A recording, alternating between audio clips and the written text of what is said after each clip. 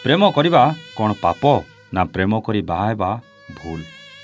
ବର୍ଷେ କି 2 ବର୍ଷ ନୁହେଁ ପ୍ରତାପ ଭାଇ, ପୁରା 18 ବର୍ଷ କାଳ ପ୍ରେମ କରି ବାହା ହେଇ ଆଜି ଯେଉଁ ଯନ୍ତ୍ରଣା ପାଉଛି ସେ ଯନ୍ତ୍ରଣା ଭଗବାନ ଆଉ କେଉଁ ପ୍ରେମୀ ଯୁଗଳକୁ ନ ଦିଅନ୍ତୁ। ଏ କଥା ଥିଲା ପୁରୀ ଜିଲ୍ଲାର ଅଂଶିକାର। କ'ଣ ସେ ଯନ୍ତ୍ରଣା, କିଏ ଦେଉଥିଲା ସେ କଷ୍ଟ ଜାଣିବାକୁ ଟିକେ ଆଗ୍ରହ ହେଇଥିଲା। ଆଉ ଅଂଶିକାକୁ ପୁରା କଥା କହିବାକୁ କହିଥିଲି। ଏ ପ୍ରେମ କାହାଣୀ ଆରମ୍ଭ ହୁଏ 2009 ମସିହାରୁ, ଯେତେବେଳେ ଅଂଶିକା 10ମ ଶ୍ରେଣୀରେ ପଢ଼ୁଥିଲା। ବୟସର ଯୌବନର ପ୍ରଥମ ପାହାଚରେ ପାଦ ଦେଉ ଦେଉ ପାଖ ଗାଁର ଜଣେ ଯୁବକ ସହ ପ୍ରେମ ହୋଇଯାଏ। ନୂଆ ନୂଆ ଯୌବନରେ ପାଦ ଦେଇଥିବା ଅଂଶିକାକୁ ଏ ପ୍ରେମ ଦୁନିଆଟା ଭାରି ମଜା ଲାଗେ ଆଜ୍ଞା। ଦିନେ ଅଂଶିକାର ପରିବାର ଆଗରେ ଏ ଲୁଚାଛପା ପ୍ରେମ ଧରା ପଡ଼ିଯାଏ। ପରିବାର ଲୋକେ ଆକଟ କରନ୍ତି, ଅନେକ ବୁଝାଇବାକୁ ଚେଷ୍ଟା ବି କରନ୍ତି, ହେଲେ ସେ କିଛି ବୁଝିବା ପରିସ୍ଥିତିରେ ନଥିଲା। ତାକୁ କେବଳ ତା ପ୍ରେମିକ ଦରକାର ଥିଲା। ଅଂଶିକା ପ୍ରେମର ମାନକୁ ଠିକ୍ରେ ବୁଝିଥିଲା କି ନାହିଁ ଜଣା ନଥିଲା ଆଜ୍ଞା, କିନ୍ତୁ ସେ ଅଜଣା ଦୁନିଆରେ ହୃଦୟ ଭିତରେ ନିଜ ମନର ମଣିଷକୁ ନେଇ ଘର ତିଆରି କରିସାରିଥିଲା।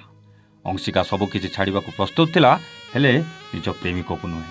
ଦିନେ ବାପା ମା, ଦାଦା ଖୁଡ଼ି, ଭାଇ ସମସ୍ତଙ୍କୁ ଛାଡ଼ି ପ୍ରେମିକ ସହ ଅଜଣା ଜାଗାକୁ ଫେରାର ହୋଇଗଲା। ବାସ୍ ସେବେଠୁ ଅଂଶିକାର ତା ପରିବାର ସହ ସବୁ ସମ୍ପର୍କ ତୁଟି ଯାଇଥିଲା। ଶାଶୁ ଶ୍ୱଶୁର ସ୍ୱାମୀକୁ ନେଇ ଅଂଶିକାର ସଂସାର ବେଶ ହସ ଖୁସିରେ ଆଗକୁ ବଢ଼ିଚାଲେ ସତ, ହେଲେ ଜନ୍ମ କରିଥିବା ବାପା ମା, ସ୍ନେହ ଶ୍ରଦ୍ଧାରେ ବଢ଼େଇଥିବା ଦାଦା ଖୁଡ଼ି, ଭାଇ ଏମାନେ କିନ୍ତୁ ମୁହଁକୁ ଅନାନ୍ତିନି ଆଜ୍ଞା। ଅଂଶିକା ଭାବେ ଗୋଟେ ସନ୍ତାନ ହେବା ପରେ ସବୁକିଛି ଠିକ୍ ହେଇଯିବ। ଅଂଶିକା ନିଜର ସବୁ ସ୍ୱପ୍ନକୁ ପଛରେ ଛାଡ଼ି କିଛି ଦିନ ପରେ ଗୋଟେ ପୁତ୍ର ସନ୍ତାନ ଜନ୍ମ ଦିଏ। ହେଲେ ଅଂଶିକାର ପରିବାର ଲୋକଙ୍କୁ କିଛି ଫରକ ପଡ଼େନି ଆଜ୍ଞା। ଧୀରେ ଧୀରେ ଗୋଟେ ପରେ ଗୋଟେ 3ଟି ସନ୍ତାନର ମା ହୁଏ ଅଂଶିକା। ୟାରି ଭିତରେ ଗୋଟେ ବଡ଼ ଦୁଃଖ ଅଂଶିକା ଜୀବନରେ ମାଡ଼ି ଆସେ। ବଡ଼ ପୁଅ 8 ବର୍ଷର ହେଇଥିବା ବେଳେ ହଠାତ୍ ତାର ମୃତ୍ୟୁ ଘଟେ। ଆଉ ବଡ଼ ପୁଅ ଯିବାର ଦିନ କେଇଟା ନ ଜାଣୁନୁ ଅଂଶିକା ଆଉ ତା ସ୍ୱାମୀ ମାର୍କେଟରୁ ଫେରିବା ବେଳେ ଦୁର୍ଘଟଣାର ଶିକାର ହୁଅନ୍ତି। ଅଂଶିକାର ହସ ଖୁସିର ସଂସାର ଭିତରକୁ ଦୁଃଖର କଳା ବାଦଲ ଯେମିତି ଘୋଟି ଆସେ ଆଜ୍ଞା। ଆରମ୍ଭ ହୁଏ କଷ୍ଟ ଯନ୍ତ୍ରଣା। ଯେତେ ଯେତେ ଦୁଃଖ ବଢ଼ି ବଢ଼ିଯାଏ ଅଂଶିକା ନିଜ ପରିବାରର ଅଭାବ ସେତେ ସେତେ ଅନୁଭବ କରେ। ସେପଟେ ପୁଅ ଚିରନିଦ୍ରାରେ ଶୋଇପଡ଼ିଥିଲା, ଆଉ ଏପଟେ ଆକ୍ସିଡେଣ୍ଟରେ ହାତ ଗୋଡ଼ ଭାଙ୍ଗି ସ୍ୱାମୀ ସ୍ତ୍ରୀ ଘରେ ପଡ଼ିଥିଲେ। ହେଲେ ସବୁ ଜାଣିବି ବାପା ମା, ଭାଇ କି ଦାଦା ଖୁଡ଼ି କେହି ବି ଆହା ପଥେ କହୁନଥିଲେ। ଠିକ୍ ଏତିକି ବେଳେ ଦେବଦୂତ ସାଜି ଏଣ୍ଟ୍ରି କରେ ଅଂଶିକା ସ୍ୱାମୀର ଜଣାଶୁଣା ପରିଚିତ ଜଣେ ଲୋକ ରମେଶ। ରମେଶ ଅଂଶିକାକୁ ଆଗରୁ ଦେଖିଥିଲା। ଅଂଶିକା ଗୋଟେ ପ୍ରାଇଭେଟ୍ ସ୍କୁଲରେ ଶିକ୍ଷକ ଥିବାବେଳେ ସବୁବେଳେ ସ୍କୁଟି ନେଇ ଗଲାବେଳେ ରମେଶର ନଜର ଅଂଶିକା ଉପରେ ପଡ଼େ।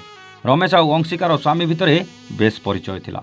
ରମେଶ ଅନେକ ଦିନ ପର୍ଯ୍ୟନ୍ତ ଅଂଶିକାକୁ ଦେଖିବାକୁ ପାଉନଥିଲା, ତେଣୁ ସେ ଯୋଗାଯୋଗ କରିବାକୁ ଚେଷ୍ଟା କରିଥିଲା। ରମେଶ ଦିନେ ଅଂଶିକାର ଘରେ ପହଞ୍ଚି ସେମାନଙ୍କ ଦୁଃଖ ଦେଖି ସହିପାରିନଥିଲା। ଏହି ଅସମୟରେ ରମେଶ ସହଯୋଗର ହାତ ବଢ଼ାଇଥିଲା। ବାସ୍ ରମେଶ ଅଂଶିକାର ଆଉ ପୁରା ପରିବାର ସହ ଘନିଷ୍ଠତା ବଢ଼ିଯାଇଥିଲା। ନୂଆ ଏକ ସମ୍ପର୍କ, ସାମାନ୍ୟ ଜଣାଶୁଣାରୁ ଅତି ଘନିଷ୍ଠ ସମ୍ପର୍କ ବେଶ ଆଗକୁ ଆଗକୁ ମାଡ଼ି ଚାଲିଥିଲା। ନା ରମେଶ କେବେ ଅଂଶିକା ଉପରେ ଖରାପ ନଜର ପକାଇଛି, ନା କେବେ ପ୍ରେମ କରେ ବୋଲି ଅଂଶିକାକୁ ଅନୁଭବ କରିବାକୁ ଦେଇଛି। ରମେଶରେ ସେ ଆନ୍ତରିକତା ଭିତରେ ସମ୍ପର୍କ ଏତେ ନିବିଡ଼ ଆଉ ଗଭୀର ହୋଇଯାଇଥିଲା ଯେ କେହି କାହାକୁ ଛାଡ଼ି ରହିପାରୁନଥିଲେ, କି କେହି କାହା ସହ କଥା ନହେଲେ ରହିପାରୁନଥିଲେ ଆଜ୍ଞା।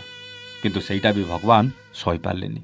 ସବୁ ସୁଖ ଦୁଃଖରେ ଯିଏ ସାଥୀ ହେଉଥିଲା, ସବୁ ଅସୁବିଧାରେ ଯିଏ ସହଯୋଗ କରୁଥିଲା, ସେଇ ମଣିଷକୁ ବି ଭଗବାନ ତାଙ୍କ ପାଖରୁ ଛଡ଼େଇ ନେଇଯାଇଥିଲେ। ହଠାତ୍ ରମେଶର ବ୍ରେନ୍ ଷ୍ଟ୍ରୋକ୍ ହୋଇଥିଲା, ଆଉ ସେଇ ବ୍ରେନ୍ ଷ୍ଟ୍ରୋକ୍ରେ ସବୁଦିନ ପାଇଁ ରମେଶର ପ୍ରାଣବାୟୁଟା ଉଡ଼ିଯାଇଥିଲା ଆଜ୍ଞା। ଏକଥା ଶୁଣି ସହିପାରିନଥିଲା ଅଂଶିକା ସ୍ୱାମୀ ସହ ମିଶି ଦୌଡ଼ି ଯାଇଥିଲା ସେଇ ମଣିଷକୁ ଦେଖିବାକୁ, ଯିଏ ଦିନେ ଏମାନଙ୍କର ସାହାରା ସାଜିଥିଲା। ହେଲେ ସେଇ ମଣିଷଟା ସେଇ ବାରଣ୍ଡାରେ ଧଳା ଚଦର ତଳେ ଘୋଡ଼େଇ ହୋଇଥିବା ଦେଖି ନିଜକୁ ସମ୍ଭାଳି ପାରିନଥିଲେ।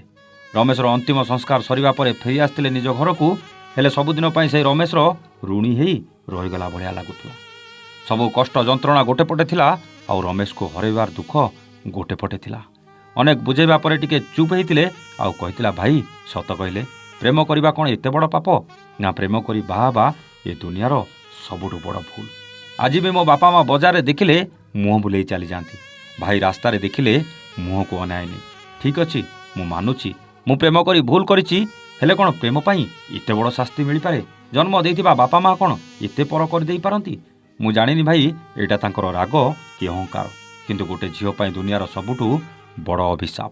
ତାକୁ ଅନେକ ବୁଝେଇଥିଲି, ଆଉ ସେଇ ବୁଝେଇବା ଭିତରେ ସେ କାନ୍ଦି କାନ୍ଦି ଏତିକି କହିଥିଲା, ମୁଁ ଜାଣିନି ମୋର ଏ କାହାଣୀ ଆପଣ କେମିତି ଲେଖିବେ, କିନ୍ତୁ ମୋର ଏ କାହାଣୀ ନିଶ୍ଚୟ ଲେଖିବେ, ଆଉ ଶେଷରେ ପ୍ରେମ କରୁଥିବା ସେଇମାନଙ୍କୁ ମୋ ତରଫରୁ ଗୋଟେ ପ୍ରଶ୍ନ କରିବେ, ପ୍ରେମ କରିବା ଠିକ୍ କି ଭୁଲ? ପ୍ରେମ କରି ବାହା ହେଇ ମୁଁ କ'ଣ ଭୁଲ କରିଛି? ଯଦି ହଁ, ତେବେ ଆଉ କେହି ପ୍ରେମ କରନ୍ତୁନି। ଯଦି ମୁଁ ପ୍ରେମ କରିଥିବା ମୋ ମନର ମଣିଷକୁ ବାହା ହେଇ ଠିକ୍ କରିଛି, ତେବେ ମୋତେ ଏତେ ଦୁଃଖ କଷ୍ଟ ଆଉ ଯନ୍ତ୍ରଣା କାହିଁକି ମିଳୁଛି? ଏ ପ୍ରଶ୍ନ ସେଇ ଅଂଶିକାର ଥିଲା। ଉତ୍ତର ଆପଣମାନେ ଦେବେ। ମୋବାଇଲ ଉଠାନ୍ତୁ ଆଉ ଅଂଶିକା ପଚାରିଥିବା ପ୍ରଶ୍ନର ଉତ୍ତର କମେଣ୍ଟ କରି ନିଶ୍ଚୟ ଜଣାନ୍ତୁ। ରହୁଛୁ। ନମସ୍ତେ। ଜୟ ଜଗନ୍ନାଥ।